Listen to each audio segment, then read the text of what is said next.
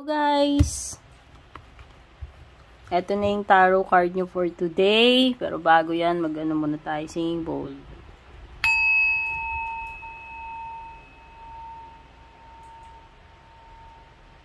Yan. So, ito yung tarot card or tarot message nyo for today.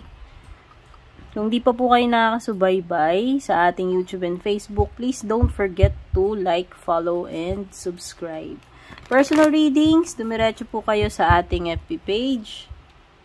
Doon po kayo mag-send ng private message. Kung kayo or mag-i-inquire, no? Pasensyaan nyo na yung boses ko kasi ako ay not feeling well. May sipon, ubo. So, tignan natin ano ba tong tarot card or tarot message para sa inyo. You have the Three of Pentacles in reverse. Reversed position. So, pwedeng yung iba sa inyo, hindi kayo ganun ka-inspired gumawa, ano? Kumbaga parang hindi ganun wala kayo sa mood kumilos or gumawa. Or pwedeng yung iba, hindi ganun ka-okay yung performance ninyo ngayon.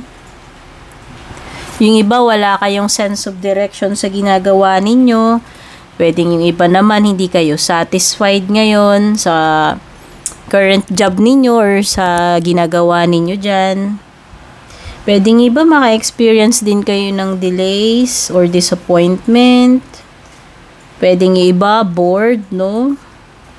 Or kung gagawa kayo, parang hindi ganun kabukal sa kalooban nyo. Kumbaga, half-hearted lang yung effort ninyo. Pwedeng iba naman, wala kayong sapat na experience dito sa job na to or sa gagawin nyo na ito.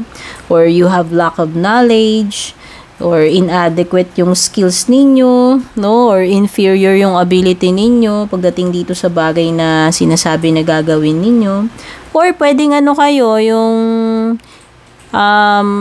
naive or ignorant kayo dyan sa bagay na gagawin ninyo. Minsan, this is also an indication ng missed opportunities. Or kakulangan sa mga gamit na kailangan. No? Halimbawa, kulang ka sa materials, sa equipment. Okay, minsan indication din to na yung merong nasasabi sa ginagawa ninyo, kumbaga napipintasan or nakikriticize kayo na kayo yung napupuna. So sometimes kung ikaw ay kumbaga kung para sa iba inadequate yung skills nyo dito, underqualified. Pwedeng yung iba naman, overqualified naman kayo pagdating dito sa job na ina-applyan ninyo. Okay?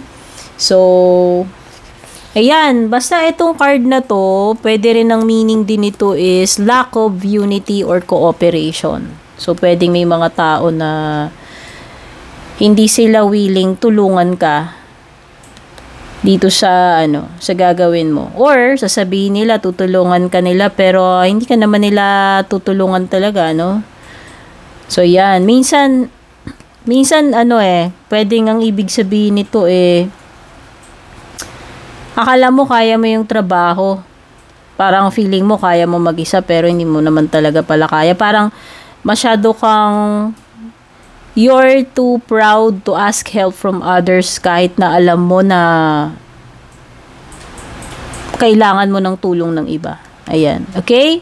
So, ayan. Thank you for watching. Don't forget to like and share this video. Kita-kits sa ating next reading.